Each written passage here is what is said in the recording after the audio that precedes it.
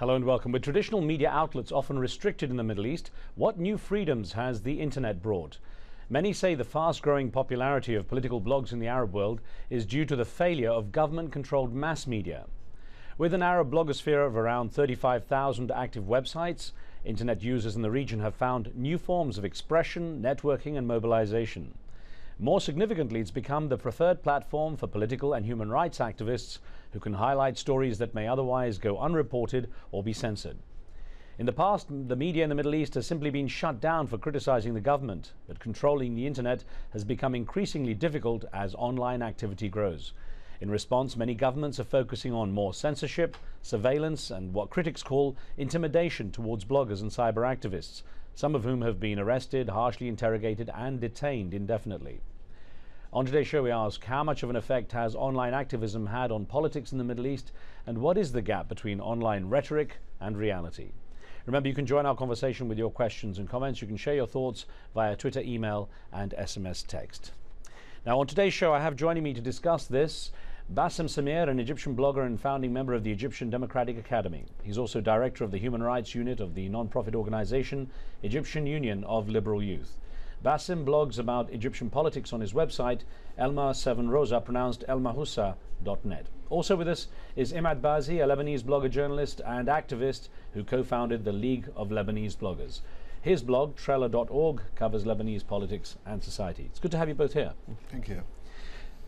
Bassem, if I could start with you first. Now, let's get a perspective on this. How severely restricted do you feel that the media is in your country? I mean, is there a clear understanding of what can and can't be said? Yeah, in Egypt the situation is like that the media is controlled by the government, and for a long time ago we tried to make the internet is our tool to use it in the media. It's that we have tried a lot to have good experience having bloggers, activists, and nowadays we are trying to use more radio stations, even television station on the internet to spread the values of democracy and human rights. How much of a difference, I mean, what impact has the blogosphere in Egypt had on the way Egyptians get their information then? Well, at the first beginning it was only blogging or bloggers use their own blogs to say something about themselves, not only to blog about issues. But after that, the bloggers have been changed to say or to talk about political issues and violation and all this stuff. After that, the bloggers in Egypt try to be on the ground, not only on the internet. I will get on to some of the implications of that in a moment, but Imad, I want to welcome you in as well and compare Lebanon to Egypt. I mean, as far as I know, Lebanon has a pretty vibrant traditional media. The traditional media in Lebanon is very good, and I don't think that we enjoy this more freedom of expression in relation to the media. I mean, you have no censorship on the media, whatever it is, newspapers, televisions, radio stations, or whatever, even the internet. So how is blogging changing the way people in Lebanon get their information, and what impact has it had on the way people think there? You know, blogging in Lebanon has its up times and down times. Mainly it's related to politics. Whenever you have a huge political event in Lebanon, you can see bloggers going crazy on their blogs, blogging, and I can say that they are telling stories. But with the existence of a very vibrant civil society in Lebanon, bloggers are now contributing to this change in Lebanon. Let me ask you then, Trello.org, your blog, what do you try to achieve with that? What I try to achieve is that I try to have several goals. First, I try to spread out knowledge. I try to expose violations to human rights in Lebanon, and I did have some successful stories in relation to that. And we also, as a group of people, because I host some articles for some friends on my blog, regarding several issues. Electoral reform, for example, is something that we do focus on. Bassem, if I could come back to you with an email that came in from a viewer about the risk of expressing one's views. Mohammed Al-Garbawi wrote in saying, In some Arab nations, you can post your opinions freely, but you will have to be ready to face the consequences you might bring to yourself and your family. Nonetheless, the internet has brought a glimpse of hope into the lives of millions, and it will be one of the main factors in bringing down the region's dictatorships. Now, you've been arrested and detained with no clear idea of what was going to happen to you or how long you'd be held. Take me through what happened. What was going through your mind at the time? It was like that at the Christmas Eve of the Coptic. In the 6th of January, there was like an accident. Have been killed 7 people, 6 Christians and 1 is Muslim. He's a soldier. The idea that me and other 29, are all about 30 bloggers and activists, tried to go to Naga Hammadi to make this issue, what I was saying to you about, to be on the ground. We tried to go there to no more. Even if I will blog or make like a radio show or something like that about Naga Hammadi issue, we really wanted to make it from the people to the people. But after we went there, we have been arrested and detained for about 30 hours. The issue here, the message was delivered to us that it's not allowed to you as an activist or youth to be here.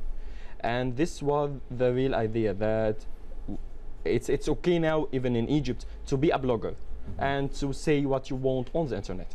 But to be on the ground, this is the issue. This is the problem. So you have to stay in cyberspace, in effect. Basically. Yes, but we will not make it like that. Right.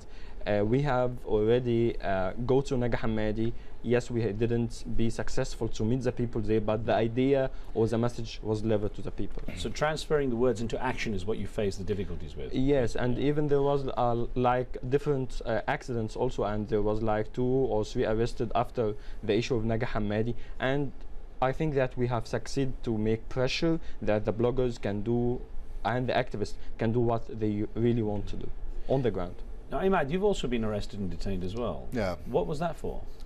I was arrested because I wrote an article and started a group of friends. They printed it and we were posting it on some walls after the Cedars Revolution in Lebanon, claiming that that the president of Lebanon is not representing the entire people of Lebanon. So I was detained for a couple of days, for 4 days. How were you treated? Badly. I mean, did you feel your life was at risk? Did you feel anything that there could be some serious consequences from what you'd done? You know, at the moment, in this rush of emotions, and you know that people outside are backing you up and issuing statements and meeting people and lobbying for this pressure, you feel safe. You have when you are arrested for such a case, you have this strange internal force that keeps your belief in what you do. Like a popular support. Yeah, actually, it fortifies it. Well, let me put a question to you, if I may, Ahmad. It came in from a regular viewer in Australia, Anoma Seneviratne, who says, from Sydney in Australia, says, there is no doubt that the internet has brought the world closer and reached far corners, but it also has the potential to misinform and control people. Now, I wonder how much are the autocratic and dictatorial governments in the Middle East getting wise to the power of the internet and starting to use it to achieve their own agenda? Yeah. Lebanon doesn't set a good example for that, but I can speak for other places. For example, in Egypt, I've been informed by a couple of friends that, and maybe Bassem can also elaborate on that. I've been informed that the government has its own IT department that is trying to create blogs and starting fan pages on Facebook so they can mislead the public as well. Right. Actually, I was wondering how much they're getting wiser in Egypt to the power of the blog. Yeah, I think that the Egyptian government know well, and the Egyptian regime know well, that there's really competition, but we have more experience. Now they are trying to compete with us on the internet, to have youth to make their own groups. If we are supporting El Barad'i, for an example, they support Mubarak on another group. If we have make like the Facebook group before of 6th of April strike in 2008, they try also to make groups, but until now they can't really compete with us because. Okay. And I would like to elaborate on that also, giving another example, the Syrian example. For example, in Syria, the internet is controlled by the government entirely. Activists need to use some tools to hide their true identities, such as proxies and whatever. Imagine that they blocked Facebook, for example, but still activists are managing to go to Facebook. You have around 6,000 Syrian users on Facebook from inside Syria. I'll ask about the technology actually when we get a chance in a minute, but let me put a question to you actually, if I may, Basim, that came in from Pakistan, from Rauf Raja in Sialkot in Pakistan, who wrote in saying, the internet is still a luxury for most people in the developing world, and those who are using it are already under the influence of the Western media's false propaganda. It will take time for us to have our own alternative sources of information. I wonder how you regard this viewer's perspective that there's a lot of false Western propaganda, stuff that's harmful to sort of Middle Eastern values perhaps, and that there's a need for more localized and more open information from the region itself. Well, there's a lot of values we believe that it's universal values. It's not only the West values. If you are talking about democracy, human rights, have internet freedom, freedom of expression, all these issues, if we are talking about the Universal Declaration, for an example, it's a universal values. But we have our own ideas. I will not say we have our own propaganda, but we have really something belong to us, ideas or activities. I think that in the Middle East and other countries, they have used Facebook and blogging and bloggers as not only for entertainment, no, to make different and to make change. This is our unique ideas, to change these tools to be ours, to use it. Okay, well, gentlemen, I have more questions for you. We're going to take a very short break here. We're back with more of our discussion in just a moment, so don't go away.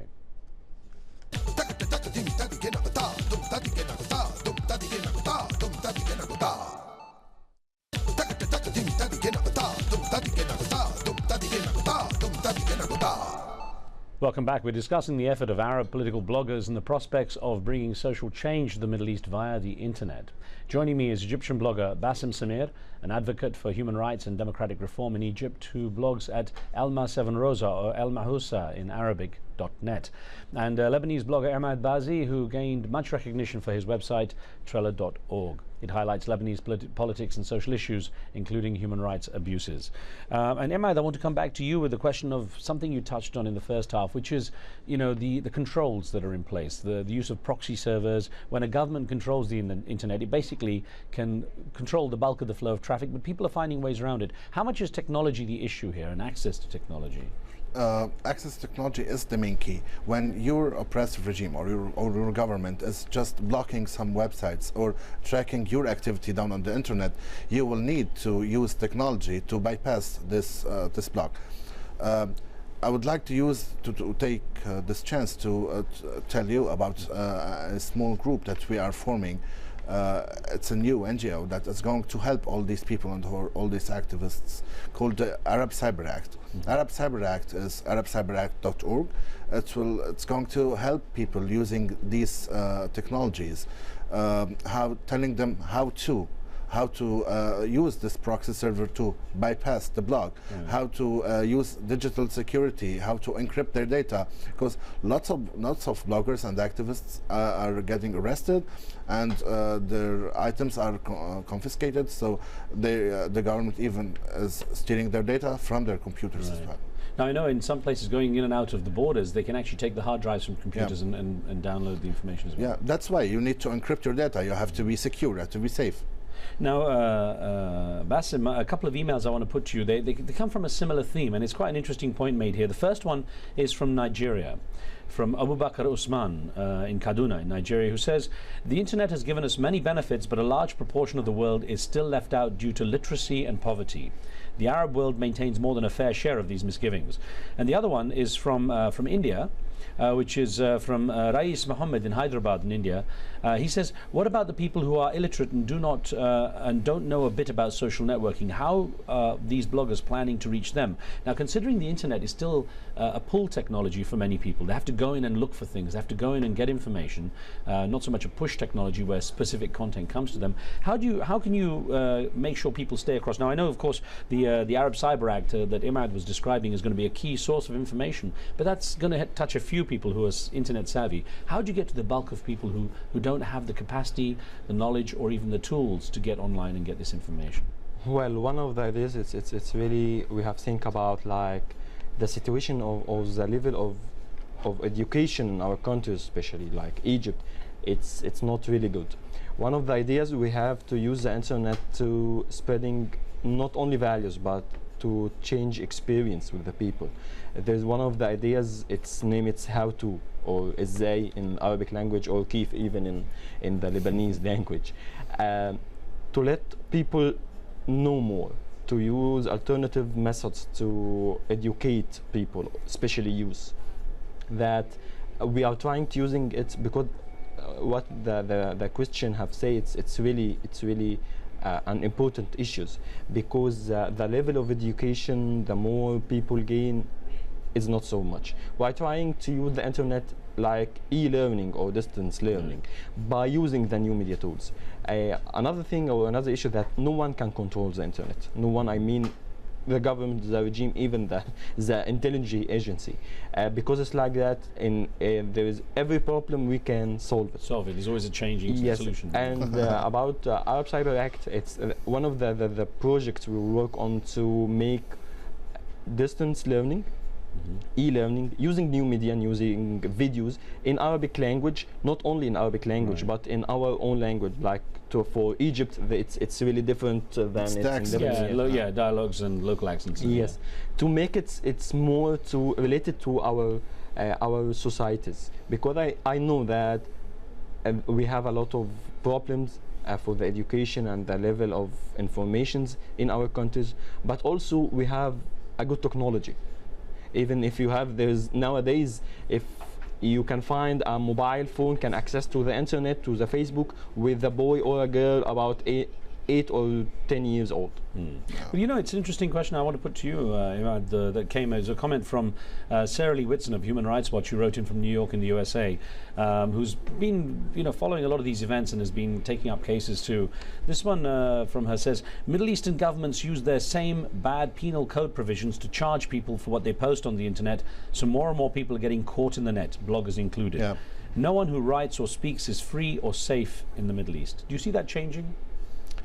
Somehow the pressure that bloggers are doing is changing that, and actually we do rely on support of people who read these blogs. We do rely on much of the bloggers that are forming these groups and starting advocacy campaigns, and this lobbying and standing for fellow bloggers. Yes, we are changing. We're not changing the fact that bloggers are being arrested, but we are standing by them. What is the worst that's been happening, to bloggers? How serious has it been? Yeah, sometimes it can get very serious. You have bloggers detained for several years, 10 years, 5 years, and there has been some bloggers that went missing. I can give an example in Iraq and in Iran as well. And it's really interesting to see what happened in Burma. And back to the Middle East, you can see bloggers missing from Lebanon during the time between 1999 and 2003 as well. In Egypt, it's a bit different, where bloggers are, where civilian bloggers are getting charged and prosecuted in front of military courts. In Syria as well, you have bloggers in Syria who got jailed for 10 years. That's really depressing. Bassem, I wonder to what degree, in the same way that certain countries jumped onto the bandwagon of George Bush's so-called war on terror and used that as an excuse to clamp down on people. To what degree did you find that, following September the 11th, following George Bush's war on terror on the world, that you had the same issue, that this was an excuse used? It was like kind of anti-terrorism to target bloggers too? Yes, in Egypt, I have an older brother. His name is emergency law. It's from 81 until about 28 years. Nowadays there is there was I think in 2007 there was amendment in the constitution to having a terrorist law, like an alternative for the emergency law.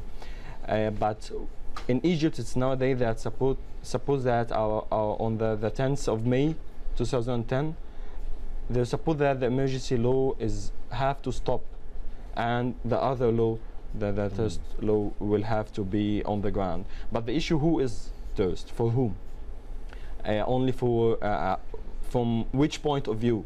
For the government point of view or the regime? Maybe I consider myself or Ahmed or other bloggers are against the regime. This means they want to make something bad in the country, or because until now about this there's no real definition about this issue.